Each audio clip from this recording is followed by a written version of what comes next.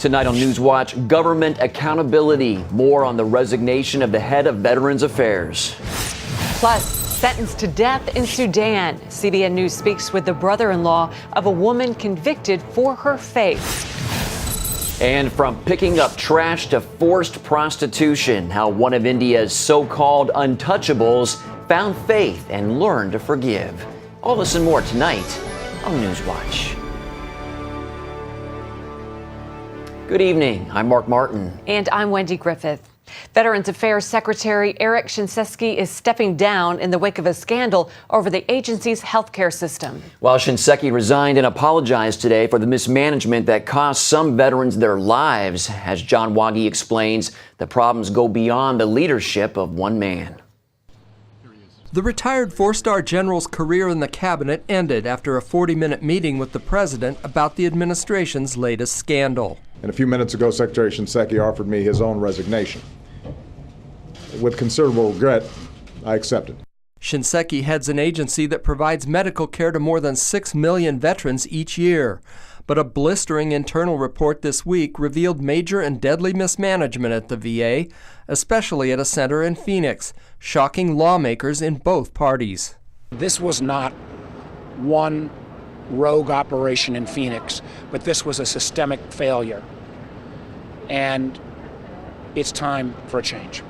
Meanwhile, a flood of stories from veterans who say the VA not only let them down, but in some cases left patients to die. The PA that saw me in the women's clinic there told me that I should go home and die gracefully.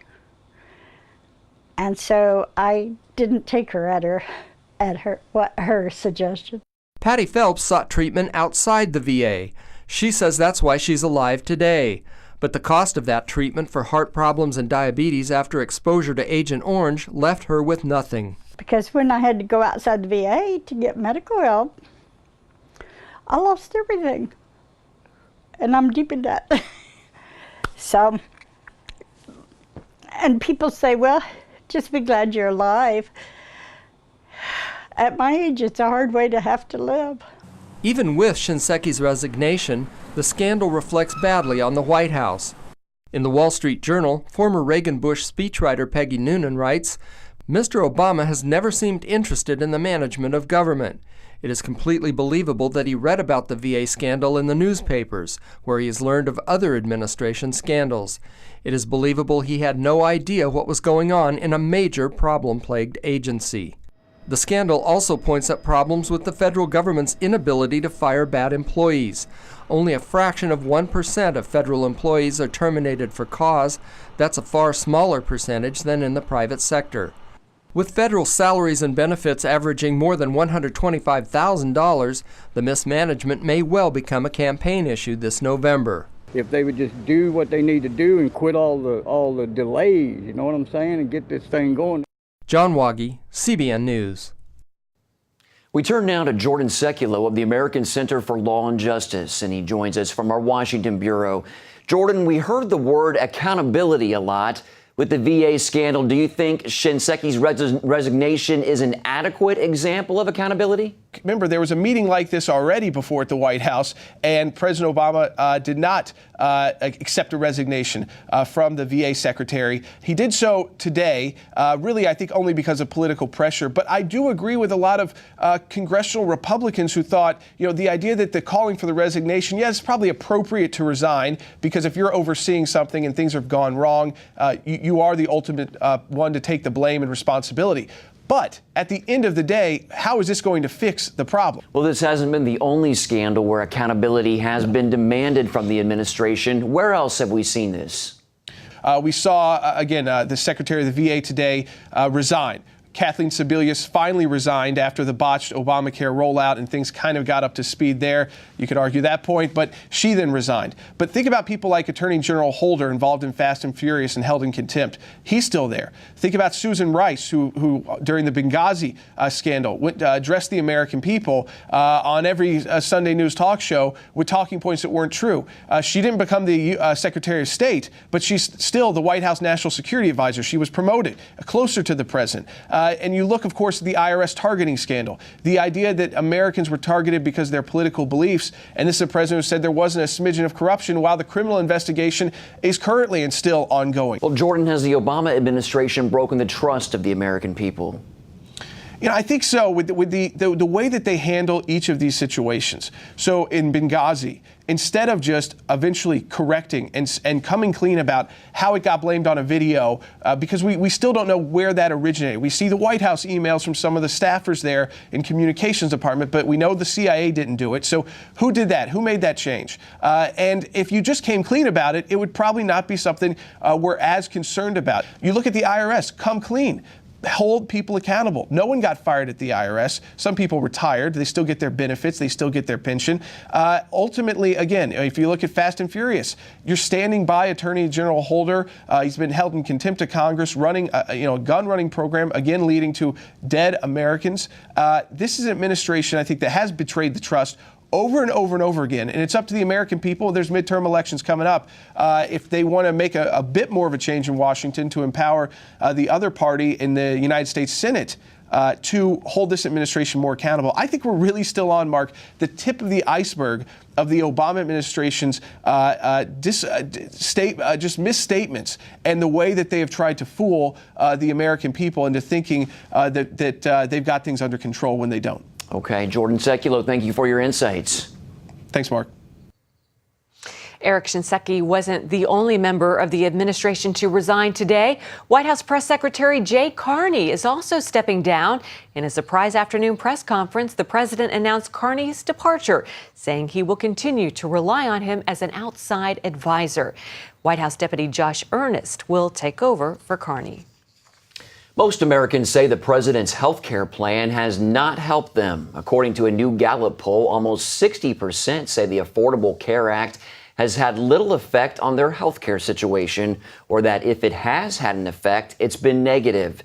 24% say the law has hurt them, while only 14% say the law has helped them. Turning overseas now, nearly 2,000 Syrians have been killed by government bombings since the beginning of the year. And that's just around the rebel-held city of Aleppo, where the Syrian Observatory for Human Rights says at least 14 people die every day. Meanwhile, thousands are fleeing Syria ahead of next week's presidential election. Many view the vote as a farce, causing opposition forces to threaten violence. And, along with much of the Western world, denounce the result of the upcoming election.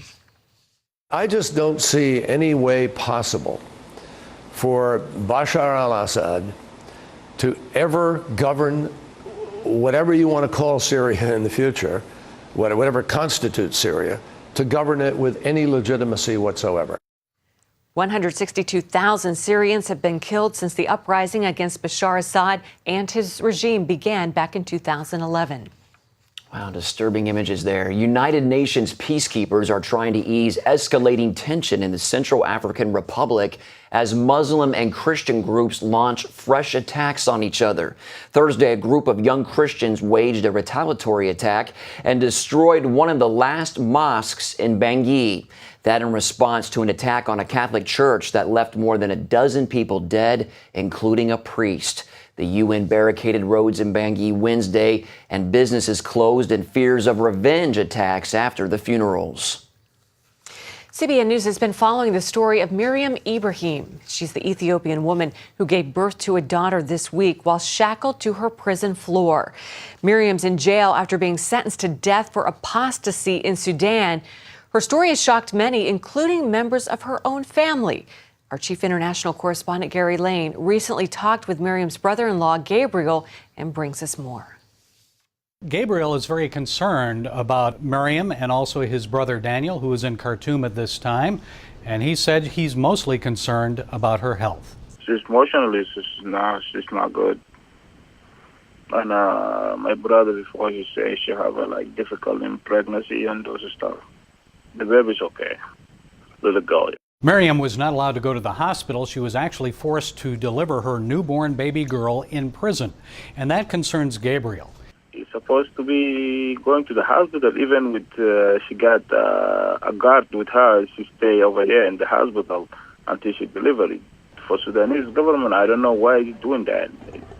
That's no human right at all. It's just I don't know how big the sale, how she delivery, when she delivery. We don't know exactly. Yeah, it concerns me a lot. Not long ago, a CNS reporter asked a State Department spokesman about Martin. That is Daniel and Miriam's 19-month-old baby boy. Asked about him if he is a U.S. citizen. But the State Department spokesman said, we don't know if he's an American citizen or not. And Daniel apparently is receiving some difficulty from the U.S. Embassy and the U.S. government.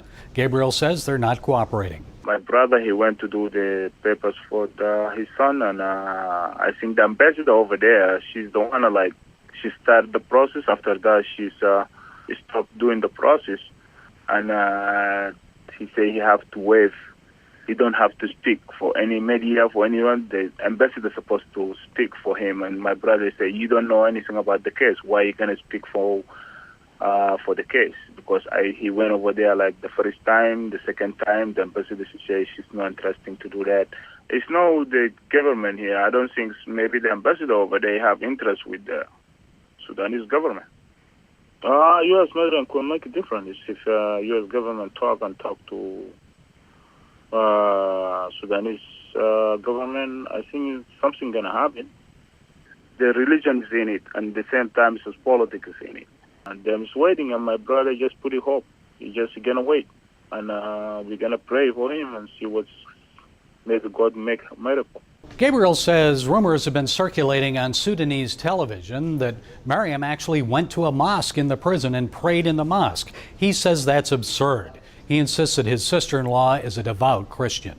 If she go to the mosque over there in the jail and pray, that's automatical. The judge is supposed to order she let her go. I don't think so. That's a rumor. People say, she used to pray. She don't used to pray. Come on. I know she's a Christian. She's really Christian. And she never turned her faith down. She says she can die, she can be a Christian. Coming up, how eating chocolate could help you live a healthier life. When it comes to finding true love, we've got a little surprise for you. All other dating shows don't have a prayer. Your church is about to play matchmaker. Oh, my word. Natalie Grant and congregations from coast to coast help one of the faithful find their chosen one. Tall, dark, handsome. He cries easy. It Takes a Church premieres Thursday at 9/8 Central, only on Game Show Network. I was having some pains between my shoulder blades. At that point, everything changed. Diagnosis, pancreatic cancer. First, there was prayer. The second is to fight. As soon as we walked through those doors at Cancer Treatment Centers of America, all my anxiety left. The pastoral care here is based on the Bible, based on the Word of God, just as it is at our own church. When you combine the great medicine with the spiritual resources we have, it provides the patients with something that really can make a difference. You got a pastor right there on staff praying with patients, and whether it be scripture or whether it just be a word of encouragement to say, God's got this. If you or someone you love is fighting complex or advanced stage cancer, go to cancercenter.com/faith. You'll learn how our treatment results compare to national averages and see a list of insurance plans with which we've worked. Advanced medicine and technology, the warm embrace of the Spirit. I firmly believe God led me here. Call or go to cancercenter.com. Cancer Treatment Centers of America. Care that never quits. Appointments available now. When it comes to finding true love, we've got a little surprise for you. All other dating shows don't have a prayer. Your church is about to play matchmaker. Oh, my word. Natalie Grant and congregations from coast to coast help one of the faithful find their chosen one. Tall, dark, handsome. He cries easy. It Takes a Church premieres Thursday at 9/8 Central, only on Game Show Network. Welcome back. There's a debate in the health world over chocolate. Is it good or bad for you? Do we really have to debate this? I know the answer. While some say one main ingredient could be harmful, as Lori Johnson explains, others say chocolate still contains other things that are good for you. Most people know green veggies like broccoli are good for you, and blueberries are rich in healthy antioxidants. Now we're learning more about the cocoa bean, where we get chocolate. Doctors say the antioxidant found in cocoa keeps your blood flowing. Flavonoids are something that, depending on what food it is, will help different systems. And so the main flavonoid in chocolate is called flavanol. And flavanol will help to improve blood pressure. It helps the blood to clot better so it doesn't get sticky in the arteries. Chocolate, a health food? It sounds too good to be true. And as it turns out, there actually are a couple catches. Make sure you choose the kind with a high percentage of cocoa because it contains the most flavanols. Unfortunately, flavanols tend to make chocolate taste bitter. And you really want to look for dark chocolate and that high percentage of cocoa. You know, maybe that 70%. So the brand doesn't matter. It just really matters on the type of chocolate. So that dark chocolate, that high percentage of cocoa. In order to reap the most benefits of chocolate, you only need a small amount. I would recommend 1 ounce of a dark chocolate a few times a week. I don't think it's something that you have to, have every day. Some people avoid chocolate because it contains fat, but Jeffers says don't worry about that. The stearic acid was shown that it does not improve or make your cholesterol worse. So that type of saturated fat in chocolate is actually okay to have. So chocolate can be good for you. Just go dark and enjoy it in moderation. Lori Johnson, CBN News. Don't mind if I do. Well, up next, how one ministry is working to bring new life to women in India. Announcing an important breakthrough in healthcare that can benefit everyone. If you or anyone you love needs affordable health insurance, regardless of a pre-existing medical condition, call Quick Insurance 123 today and get the immediate relief you deserve. Quick Insurance 123 was created to provide affordable health insurance to all uninsured Americans, with or without pre-existing conditions. This is not a discount card. This is a real insurance program that lets you choose from many affordable health plans, with access to doctors, hospitals, emergency services, and more. So call the number on your screen now and get the health coverage you need just for calling. As a special bonus, we'll send you a free prescription savings card that could save you up to 85% on your prescriptions. That's right, you could save up to 85% on your prescriptions just for calling. Call Quick Insurance 123 to find out how you can get affordable health insurance and receive your free prescription savings card just for calling. Don't wait. Getting a free quote is as easy as 1, 2, 3. Call today.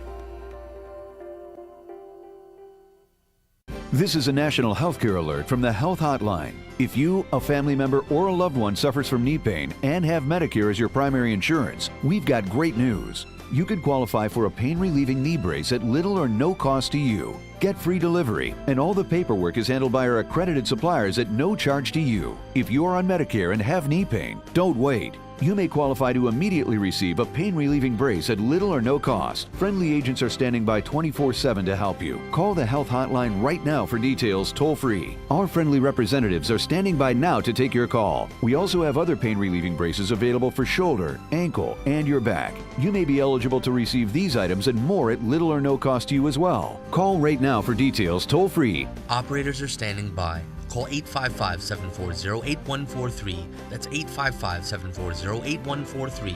Again, 855-740-8143. That's 855-740-8143. Outrage is growing in India after 2 teenage girls were gang raped and left hanging dead in a mango tree. Protesters are taking to the streets of New Delhi demanding justice.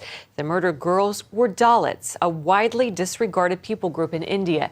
And though arrests have been made, protesters say there's a lack of anger for the killings. Many say rape is an all too common crime in India. Government records show a rape is committed every 22 minutes. Late last year, new laws were enacted to try and cut down on this problem.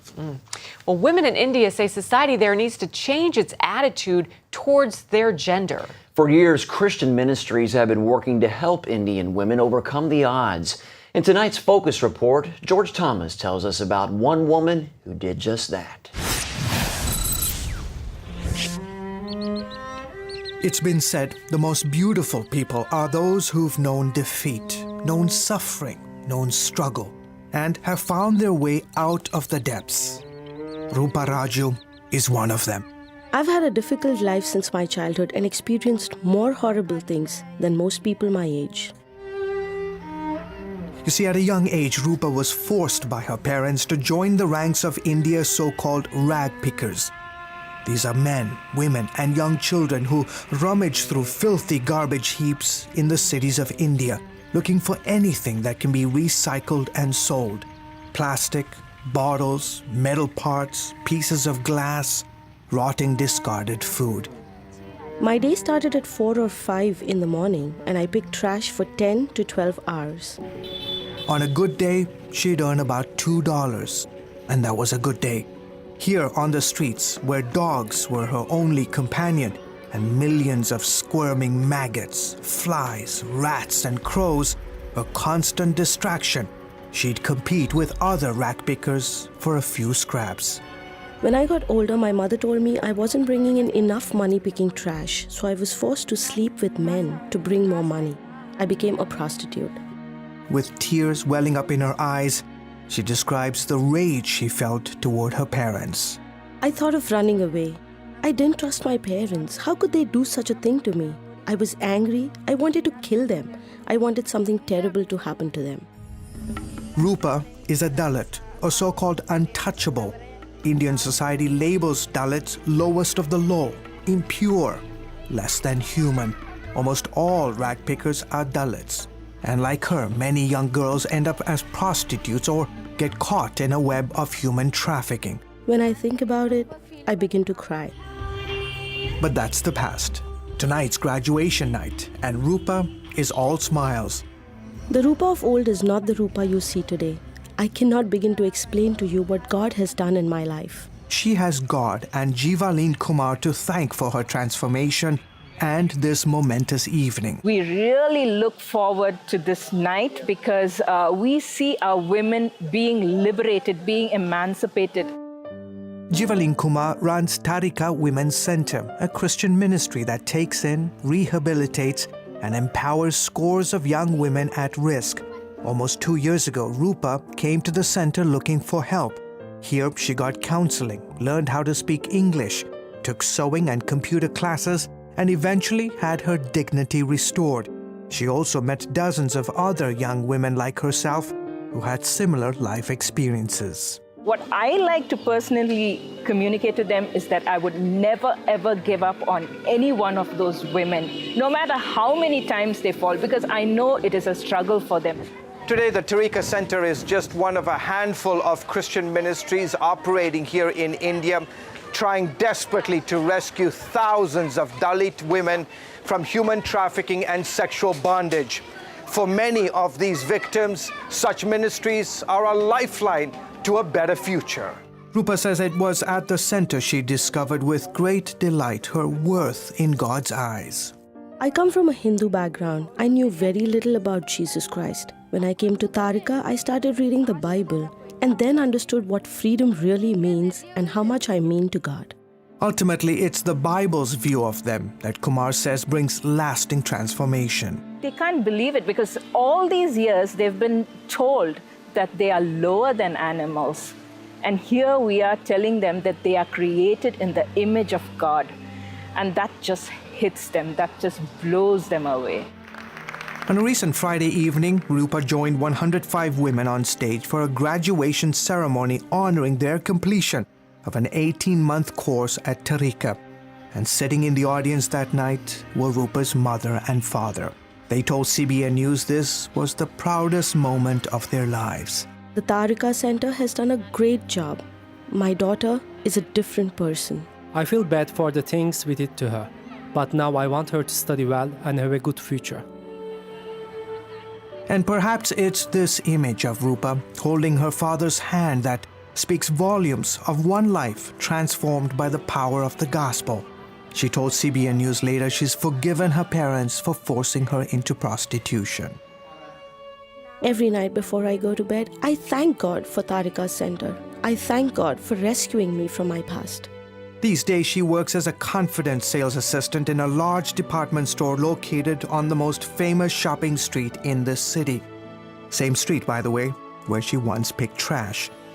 Her real desire, though, is to minister to broken and abused young women. There are many people who took care of me and showed love to me. I want to do the same for others. That will make me happy. George Thomas, CBN News, Bangalore, India. Wow, what an amazing story. Well, up next, why some yearbook photos are causing controversy at one Utah high school. Announcing an important breakthrough in healthcare that can benefit everyone. If you or anyone you love needs affordable health insurance, regardless of a pre-existing medical condition, call Quick Insurance 123 today and get the immediate relief you deserve. Quick Insurance 123 was created to provide affordable health insurance to all uninsured Americans, with or without pre-existing conditions. This is not a discount card. This is a real insurance program that lets you choose from many affordable health plans, with access to doctors, hospitals, emergency services, and more. So call the number on your screen now and get the health coverage you need just for calling. As a special bonus, we'll send you a free prescription savings card that could save you up to 85% on your prescriptions. That's right, you could save up to 85% on your prescriptions just for calling. Call Quick Insurance 123 to find out how you can get affordable health insurance and receive your free prescription savings card just for calling. Don't wait. Getting a free quote is as easy as 1, 2, 3. Call today. This is a national healthcare alert from the Health Hotline. If you, a family member, or a loved one suffers from knee pain and have Medicare as your primary insurance, we've got great news. You could qualify for a pain-relieving knee brace at little or no cost to you. Get free delivery, and all the paperwork is handled by our accredited suppliers at no charge to you. If you're on Medicare and have knee pain, don't wait. You may qualify to immediately receive a pain-relieving brace at little or no cost. Friendly agents are standing by 24/7 to help you. Call the Health Hotline right now for details toll-free. Our friendly representatives are standing by now to take your call. We also have other pain-relieving braces available for shoulder, ankle, and your back. You may be eligible to receive these items and more at little or no cost to you as well. Call right now for details toll-free. Operators are standing by. Call 855-740-8143. That's 855-740-8143. Again, 855-740-8143. That's 855-740-8143. Students at a Utah high school got their yearbooks and were surprised to find that some of the photos of female students had been altered. Yeah, the administration had warned students to dress modestly for their pictures or they might be edited. Girls with low-cut or sleeveless tops had those parts of their outfits photoshopped in to comply with the dress code. But as you can imagine, some of the students were pretty upset about it. They didn't tell you before they edited it. They didn't give you an option to fix it, so you look funny in your yearbook picture. I feel like they put names in a hat and pick and chose who. And there are plenty of girls who ended up wearing thicker tank tops, and half of them got edited and half of them didn't. It's not like it matches or anything, so it looks dumb anyways. The school says it had posted a sign when photos were taken warning students that this could happen, so they're not apologizing for it. The superintendent of schools did admit that they made a mistake by photoshopping some girls' photos and not others, which I think probably is a fair statement there. Yeah, I would say so. But some of those pictures, cut the cleavage out. It makes sense. You know? They had warned them, Exactly. hey, dress modestly or else. That's right. Well, that's all for this edition of NewsWatch. Remember, you can email us your comments and questions at newswatch@cbn.com. Hope you'll join us next time and have a great weekend. Bye-bye.